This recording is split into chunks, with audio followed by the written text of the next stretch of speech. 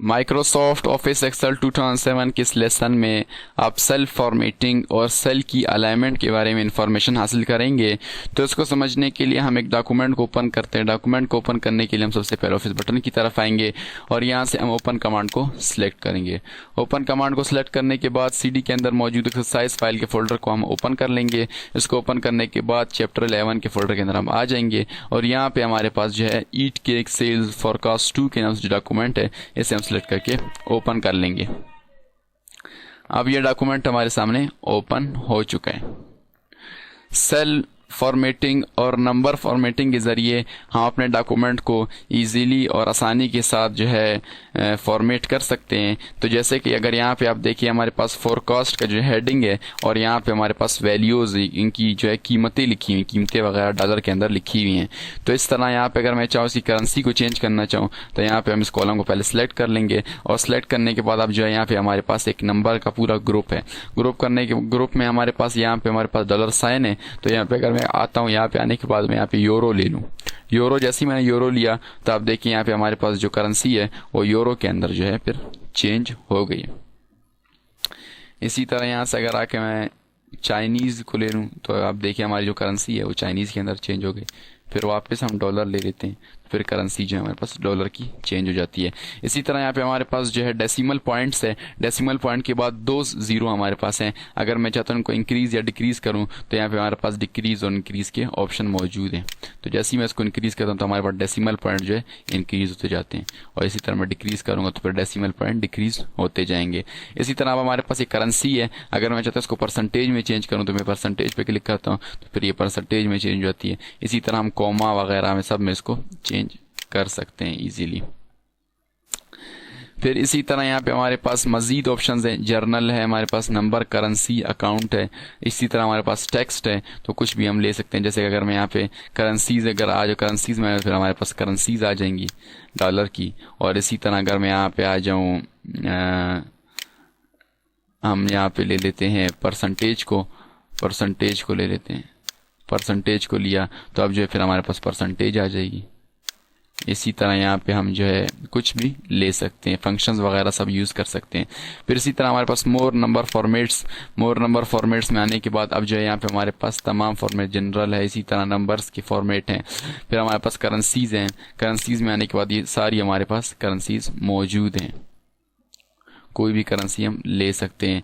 जैसे कि यहाँ पे मैं ले लेता हूँ, ये हम यूरो ले लेते हैं, स्वीडिश यूरो ले लिया और ओके पे क्लिक किया तो अब जो है हमारी करेंसी जो है यूरो के अंदर ये आ गई। इसी तरह यहाँ पे फिर हम आ जाते हैं,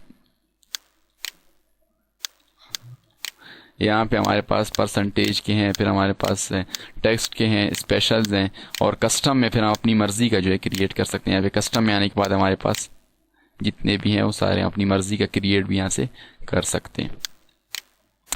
यानी माइक्रोसॉफ्ट एक्सेल 2007 के अंदर हम इजीली जो है हमारे पास जो डेटा है उसको करेंसीज, डेट एंड टाइम वगैरह और परसेंटेज में हम चेंज कर सकते हैं। यहाँ से हम दोबारा इसको डॉलर ले लेते हैं। फिर उसके बाद जो है हमारे पास जो है सेल की अलाइनमेंट है। सेल की अलाइनमेंट जैसे कि आपने पिछले लेसन में पढ़ा कि इसकी विड्थ और हाइट हम इंक्रीज कर रहे थे, तो इसी तरह यहाँ पे हमारे पास की अलाइनमेंट की टैब है, अलाइनमेंट का पूरा एक ग्रुप मौजूद है।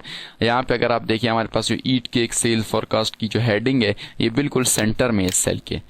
तो अगर यहाँ पे हम आए, यहाँ पे हमारे पास यहाँ पे अगर आप देखिए यहाँ पे मिडल अलाइन हुआ है और यहाँ पे हमारे पास सेंटर जो मौजूद है। अगर यहाँ से इसको मैं टॉप ले लूँ फिर जो हमारा टेक्स्ट जो टॉप पे आ जाता है, बॉटम ले लूँ तो फिर बॉटम पे आ जाएगा और मिडल ले लूँ और इसी तरह यहाँ पे हमारे पास लेफ्ट और राइट की अलाइनमेंट मौजूद है।